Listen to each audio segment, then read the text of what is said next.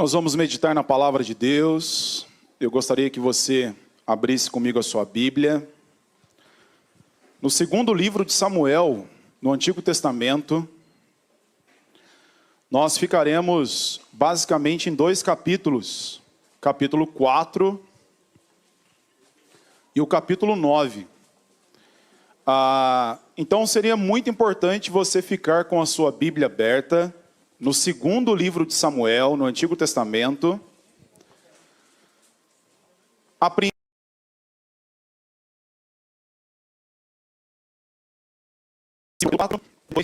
Alguns versículos do capítulo 9. Os versículos serão projetados para você, mas é muito bom você acompanhar com a sua Bíblia. Nós iniciaremos hoje uma nova série. Uma série muito importante, falando a respeito das marcas de um coração ferido.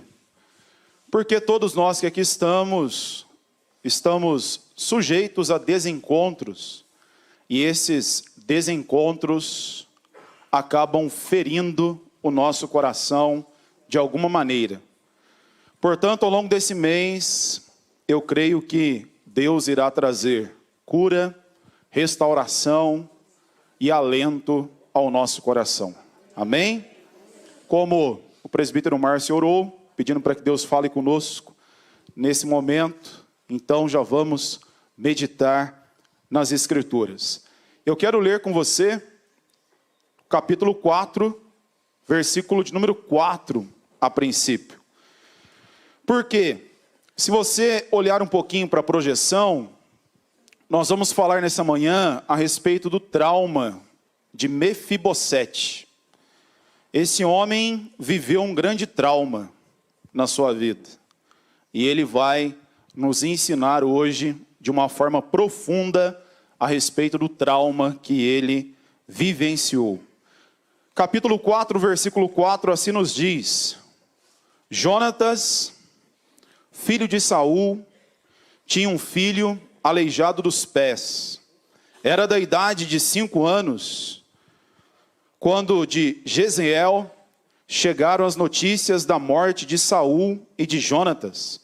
Então sua ama o tomou e fugiu. Sucedeu que, apressando-se ela a fugir, ele caiu e ficou manco. Seu nome era Mefibosete. Há uma grande possibilidade de você ter assistido a esse filme. O nome dele é Um Sonho Possível. Ele retrata a história de um jovem que tinha seus pais envolvidos com as drogas, e com isso ele foi abandonado pelos seus pais, ainda muito jovem. E ele tinha um sonho de se tornar jogador de futebol americano. E um dia, uma família estava indo levar o seu filho para o treino, e identificou que aquele jovem estava sentado, e naquela ocasião caiu uma chuva muito forte, e ele estava sentado na porta do estádio. E ali começou um desenvolvimento de um relacionamento, e aquela família acabou abrigando aquele jovem, e ao longo da sua trajetória naquela família, esse filme é baseado em uma história real, aquele jovem começou a externar todas as dores do seu coração. A dificuldade da família envolvida com drogas, a dificuldade do abandono, e com isso ele teve muitas dificuldades também no convívio com a sua nova família. Mas depois de muita insistência, aquele jovem se sentiu acolhido e ele provou então da cura, provou de um cenário totalmente favorável. Quando eu e você buscamos a definição da palavra trauma, o trauma traz consigo a ideia de uma situação que aconteceu comigo, com você. Talvez um desencontro em algum relacionamento, talvez fomos abandonados pelos nossos pais, por amigos queridos, talvez fomos violentados quando crianças, Talvez fomos ridicularizados no trabalho, na escola. Enfim, alguma realidade que caminha nessa linha. E esse trauma gera uma realidade negativa na nossa vida emocional e, obviamente, atinge o nosso coração. O trauma traz consigo algumas características, alguns sintomas importantes. Uma pessoa que viveu um trauma extremamente impactante, ela muitas vezes é tomada pelo medo. Porque se ela estava em uma estrada, saindo de férias, viajando com a sua família, mas infelizmente ela sofreu um acidente e depois, no futuro, ela tem medo de pegar a estrada novamente. Uma pessoa que viveu um trauma profundo, ela tem consigo ansiedade, porque ela não consegue controlar o futuro. Com isso, o seu coração fica agitado, o seu físico fica agitado, e ela começa a provar de um estágio de angústia, de ansiedade.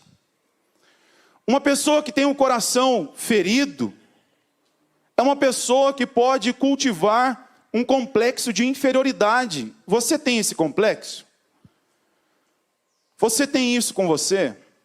Tem pessoas que se sentem complexadas com relação à estética, complexadas com relação à vida intelectual, complexadas porque projetam a sua vida no outro, no que diz respeito à vida financeira. Complexadas porque ouviram de alguém: como você é burro, você não dará futuro para a nossa família. Há uma grande probabilidade de termos entre nós aqui pessoas complexadas. E essa ferida no nosso coração também pode nos levar para o isolamento. Nós nos isolamos. Nós queremos fugir da realidade que nos assola. Nós queremos nos distanciar das circunstâncias, das pessoas que nos cercam. Nós queremos o nosso quarto escuro, com aquele edredom, aquela escuridão, imersos nos nossos sentimentos, solidão. E essa solidão gera tristeza, abatimento do nosso coração. Você está conseguindo entender esses sintomas? Responda para si mesmo: você já viveu ou tem vivido esses sintomas? Hoje é manhã de cura, amém? Isso pode acontecer com todos nós, essa realidade. Quando nós olhamos um pouquinho para a história de Mefibosete, ele era filho de Jonatas, um dos grandes amigos de Davi. Mefibosete era neto do rei Saul. Toda a sua família morreu no campo de batalha, quando eles estavam guerreando contra os filisteus. Seu pai morreu, seu avô morreu. Naquela ocasião ele tinha 5 anos. A sua babá sai de Jezreel correndo, com aquele menino de 5 anos no colo. Em um dado momento, naquela corrida frenética, o menino cai, machuca os pés, quebra os pés, e fica manco dos pés, aleijado. Ele sai de Jezreel e vai para Lodebar. Essa é uma cidade que fica ao leste do Rio Jordão. Essa cidade significa esquecimento.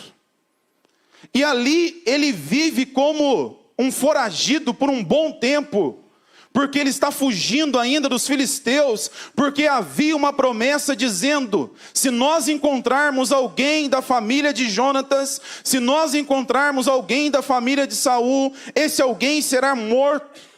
Lodebar, essa cidade, era uma cidade de pessoas miseráveis. Era uma cidade de mendigos, era uma cidade de doentes. O nome Mefibosete no hebraico significa vergonha / destruição. Esse homem perdeu a sua família no campo de batalha. Esse homem ficou manco dos pés. Esse homem foi para uma cidade e ali viveu como foragido, uma cidade cujo nome significa esquecimento. Esse homem tinha o seu nome, que significa vergonha e destruição. Você já imaginou alguém com esse nome? Eu nunca conheci uma pessoa com esse nome. Essa pessoa passando pelos corredores da escola, e as pessoas zombando, lá vem a vergonha, lá vem a destruição. Você consegue entender quais são os traumas que estão relacionados, que estão linkados ao coração de Mefibosete? Mefibosete convive com alguns traumas. Ele convive com uma tristeza profunda no seu coração. Ele convive com um abatimento profundo no seu coração. Ele convive com um sentimento de perda. E aqui um detalhe importante. Não precisa levantar a sua mão, mas você já perdeu um pai? Você já perdeu uma mãe? Você já perdeu um amigo querido? Você já perdeu um filho? Você já perdeu um esposo, uma esposa? Você sabe o que significa conviver com um sentimento de perda? Eu não estou falando de coisas materiais que você apalpa e com o longo da caminhada você consegue recuperar. Por isso que o pastor Marcelo Galberto muito bem fala que família é uma safra só. Família não volta mais. Por isso valorize a sua família. Todos nós temos desencontros, mas nós devemos recuperar isso, porque família é uma safra só. Esse jovem cresceu com esse sentimento de tristeza, de abandono, de ira de coração, de raiva, porque ele fazia parte da família real, ele era neto do rei Saul, ele convivia no palácio quando criança, ele tinha tudo do bom e do melhor, e agora ele está na terra de miseráveis, de abandonados. Esse homem não consegue andar porque ele é aleijado dos pés. Esse homem tem um nome que significa vergonha, destruição. Esse homem lida com a tristeza, lida com o abandono, lida com o medo, porque a vida dele está na eminência da morte. Se os filisteus chegarem naquela cidade, ele será morto. Esse homem carrega um grande complexo no seu coração, e eu gostaria que você lesse o complexo no coração que esse homem carrega. Olha comigo, capítulo 9, versículo 8, bem forte, o que nos diz? Então...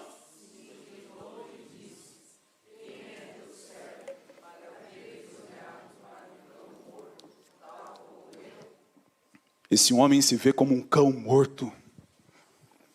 Esse homem se vê como alguém totalmente desprezado. Esse homem se vê como uma pessoa que não tem possibilidade nenhuma na vida. Ah, mas o nosso Deus é um Deus que não se esquece de ninguém.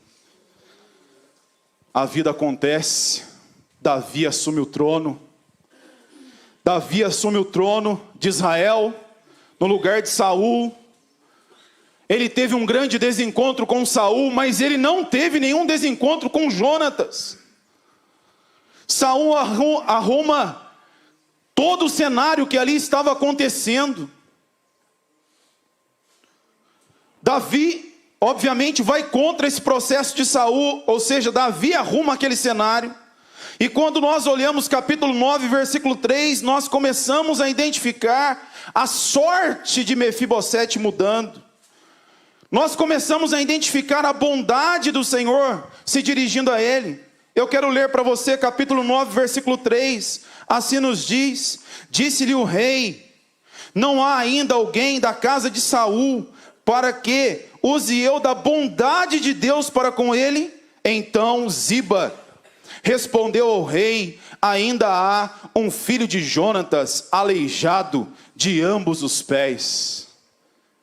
Quando Saul saiu do poder, Davi assume o poder.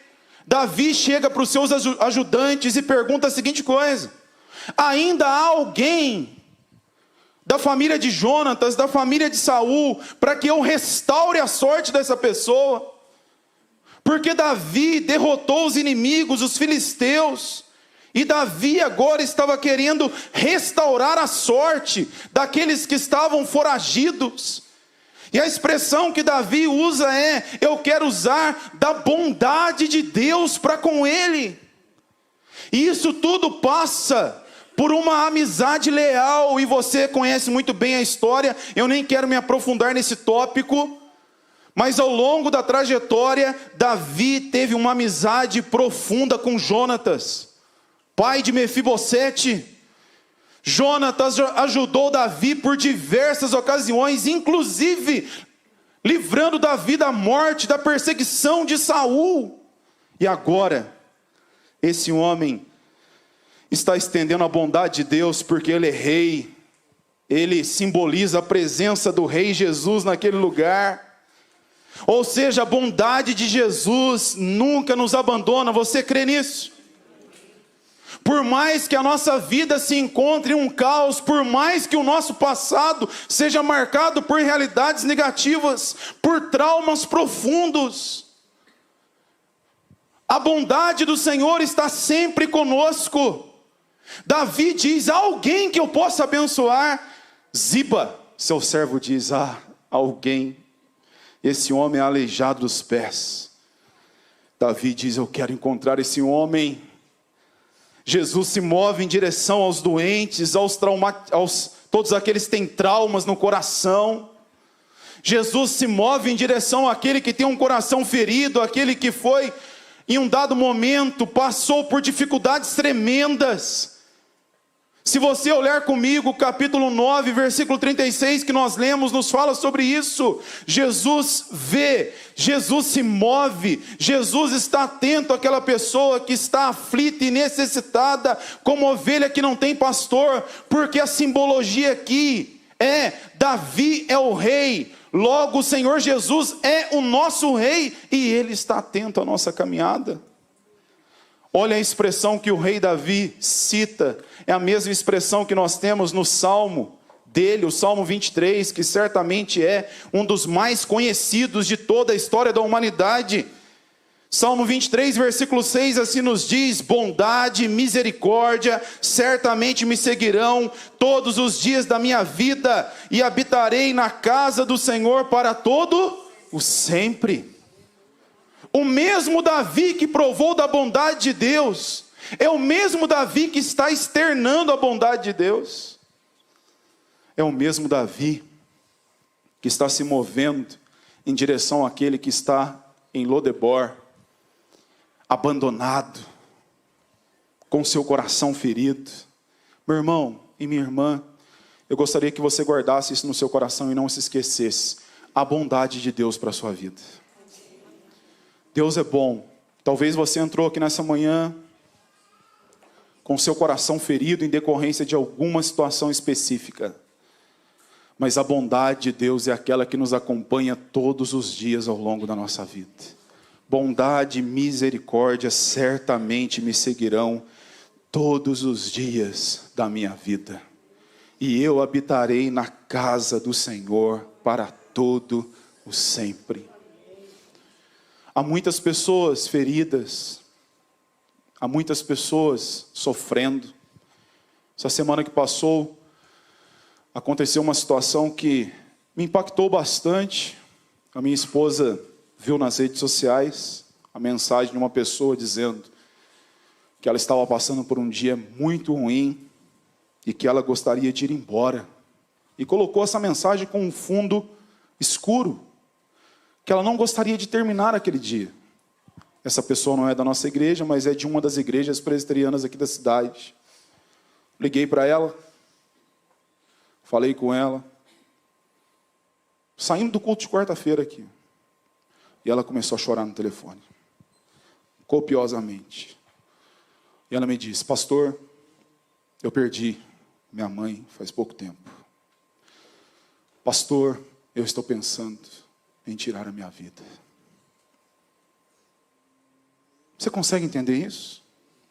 Pessoas que se sentem abandonadas, pessoas feridas. Conversei, orei com ela pelo telefone.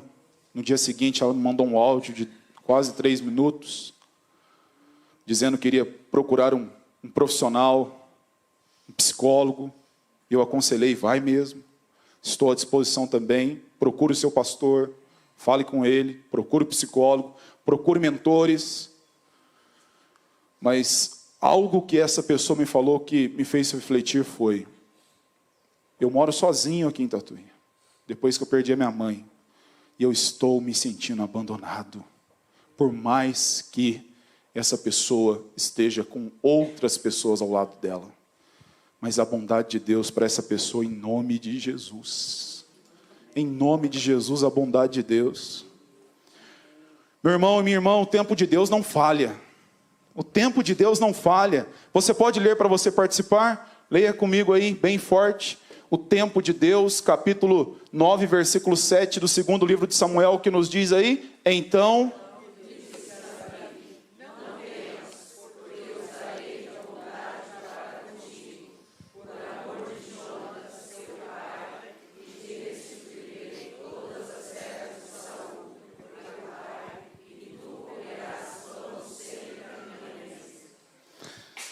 Esse versículo é profundo demais, porque ele nos diz que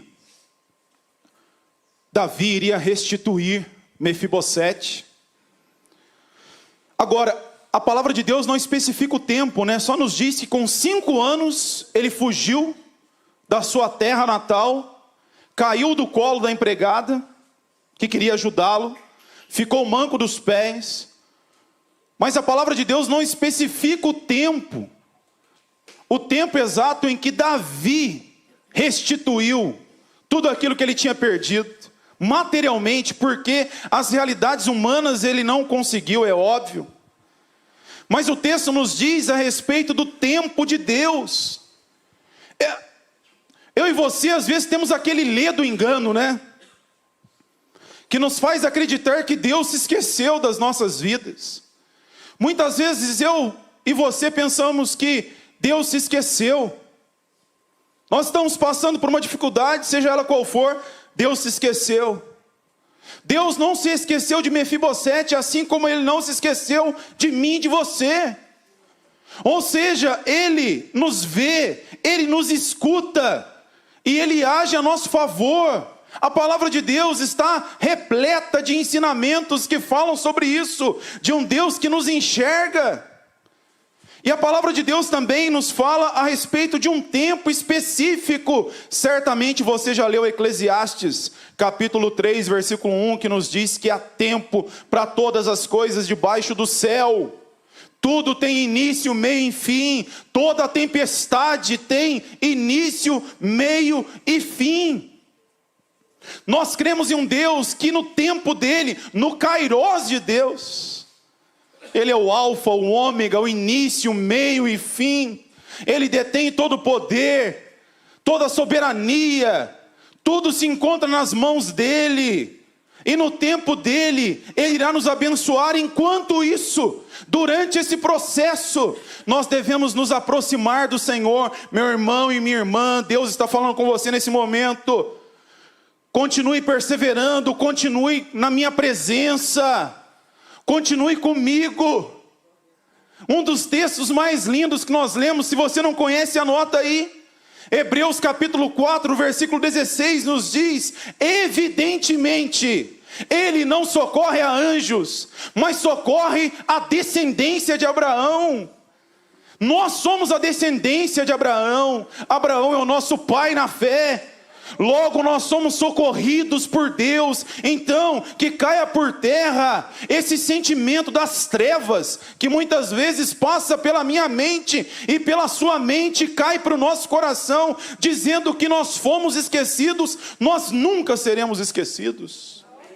Nunca. Esse homem ficou lá naquela terra, que significa esquecimento no contexto humano. Ficou lá entre pessoas doentes. Mas quando Davi assumiu o trono, Davi falou: ainda há alguém da família de Jonatas, meu amigão, para que eu possa restituí-lo a alguém. O tempo de Deus não falha. O tempo de Deus, e esse versículo eu e você não podemos nos cansar de ler. Livro do profeta Isaías, capítulo 64, versículo 4, nos diz: porque desde a antiguidade não se ouviu, nem com os ouvidos se percebeu, nem com os olhos se viu Deus além de ti, que trabalha para aquele que nele espera. Nós temos um Deus que trabalha no silêncio. Guarde isso com você. Eu e você às vezes somos acostumados com barulho. O silêncio não significa ausência. Nós temos um Deus que trabalha no silêncio. Nós temos um Deus incansável. Não dormita o guarda de Israel. Ele está sempre trabalhando para que eu possa seguir para o último argumento aqui. Guarde isso com você. Deus não se esqueceu de você. Deus está atento à sua vida. E no tempo dele, tudo irá se resolver. Agora, a última questão, eu poderia compartilhar muitas questões com vocês aqui, porque a história de Mefibosete é riquíssima.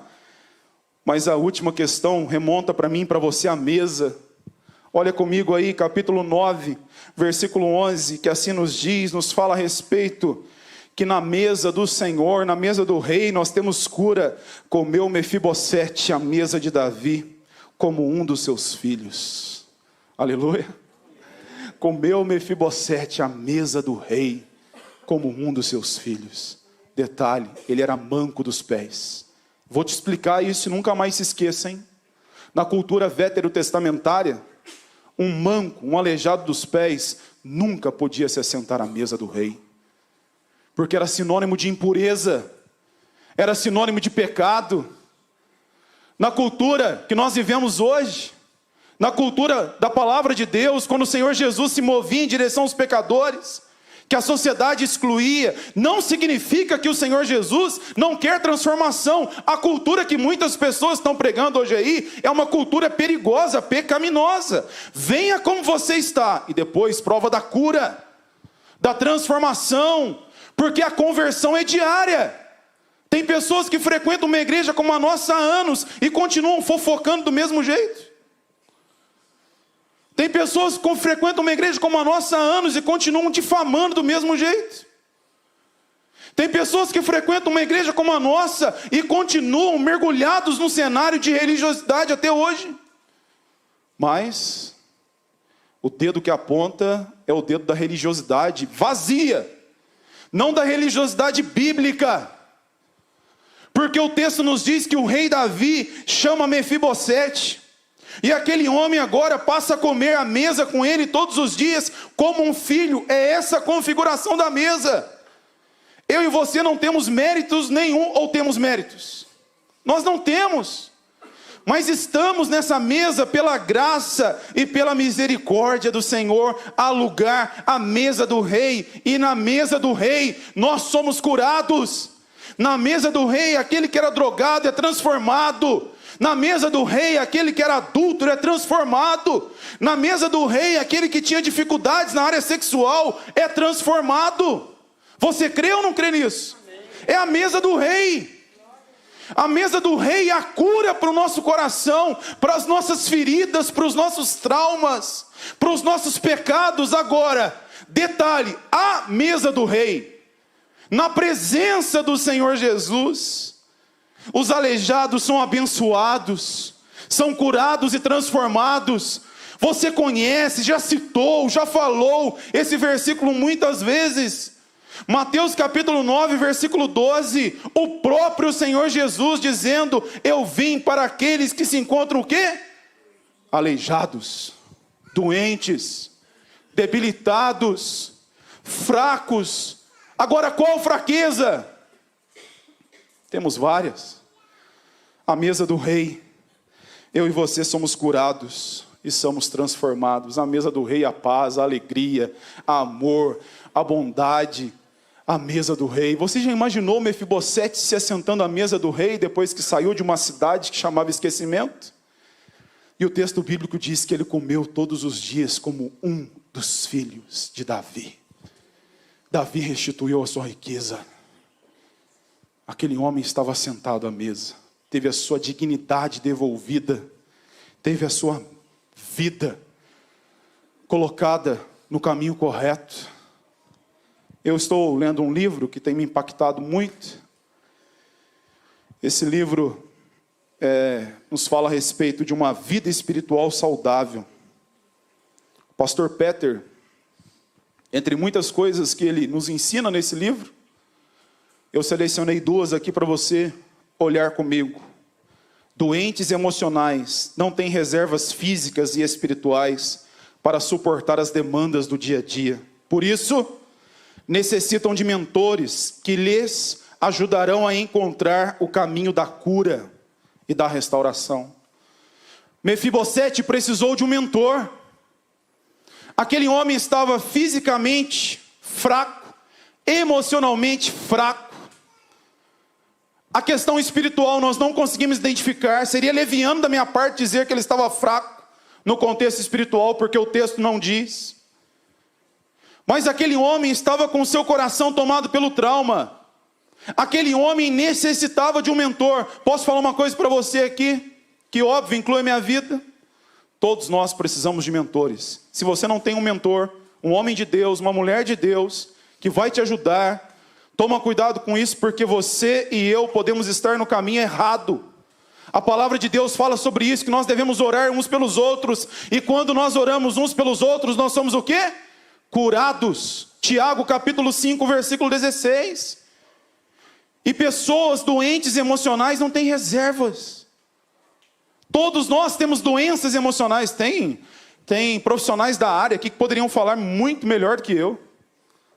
Todos nós temos enfermidades no coração, mas se nós não tratarmos isso, nós vamos sucumbir. O William está aí hoje, tá, né, William? Olha lá o William.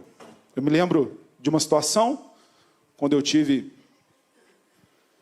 estafa mental, e todos aqui sabem, meu cabelo caiu quase todo, sobrancelha, uma série de coisas. Apoio da Amanda, apoio da Bibi, do jeitinho dela, da minha sogra, do meu sogro, do conselho, de pessoas queridas. Eu me lembro depois, quando eu voltei, em um culto de quarta-feira, eu cheguei aqui, e eu comecei a ter um ataque de ansiedade aqui. Eu nem sei se o William sabe disso. Exatamente. Mas ele estava aqui naquela quarta, eu falei, William, cara, eu estou passando mal aqui, é o seguinte, se eu não conseguir, você liga para o Márcio. Eu vou no banheiro ali, eu vou tentar me recompor, mas se faltar uns 10 minutos aqui, eu não conseguir me organizar, você liga para o Márcio. E ele, beleza. As coisas aconteceram. Eu voltei do banheiro, eu já estava confiante. Porque na verdade eu fui só andar, só me movimentar. Porque alguém estava sabendo que eu poderia passar mal. A questão de ligar para o Márcio é para ele dar o estudo, porque eu vou embora. Eu queria fugir. Eu queria fuga. Mas a partir do momento que eu quebrei o meu orgulho e falei com alguém, meu coração foi se acalmando. As coisas foram se acertando. O penúltimo slide aqui é esse. Guarde isso com você. Isso aqui para mim é muito profundo, tem feito muito sentido. Diz assim, ó. Sem maturidade emocional é impossível ter uma vida espiritual profunda. Guarde isso com você e não se esqueça. Tem pessoas que são imaturas, tem pessoas que não perdoam, tem pessoas que têm inveja, tem pessoas que têm amargura, tem pessoas que têm ressentimento. E essas pessoas não acertaram o coração e querem ter uma vida espiritual profunda. Isso nunca vai acontecer.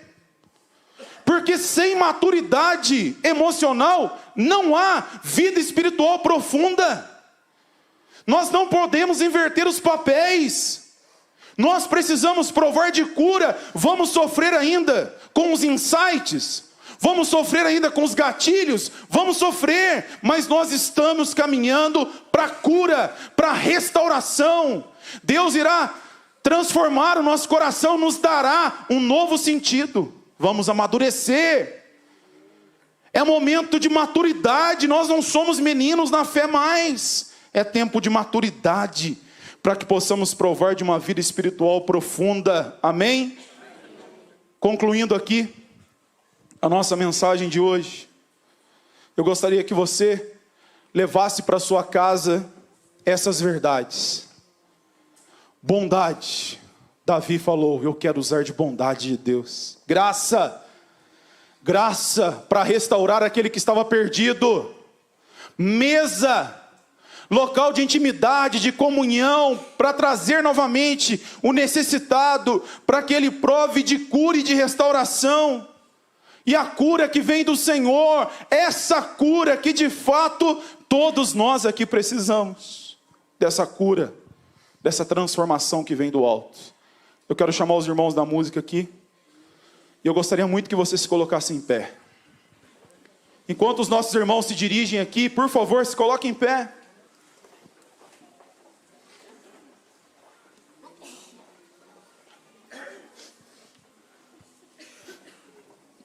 Eu gostaria que nós vamos orar. É interessante, né? Deus vai movendo as situações, né? É óbvio que nem todo choro é sinal de visitação de Deus. Mas chorar na presença de Deus também é sinal de visitação de Deus. Eu percebi durante o louvor que muitas pessoas estavam chorando. Eu percebi isso. Não uma, não duas, percebi algumas. Sabe por que eu estou dizendo isso? Deus já estava movendo o seu coração para você ouvir essa mensagem hoje. Olha, talvez há pessoas aqui que são complexadas. Eu sou um cão morto, Mefibosete falou. Talvez há pessoas aqui que precisam sentir o amor dos pais e já não sentem. Talvez há pais aqui que precisam sentir o amor dos filhos e já não sentem. Talvez há casamentos aqui que precisam provar de cura e de restauração. Talvez há pessoas aqui que perderam pessoas queridas na caminhada e estão sofrendo muito, muito mesmo. Talvez há pessoas que não sentem mais até mesmo a presença de Deus, não que seja culpa de Deus, longe disso, mas o nosso coração está petrificado.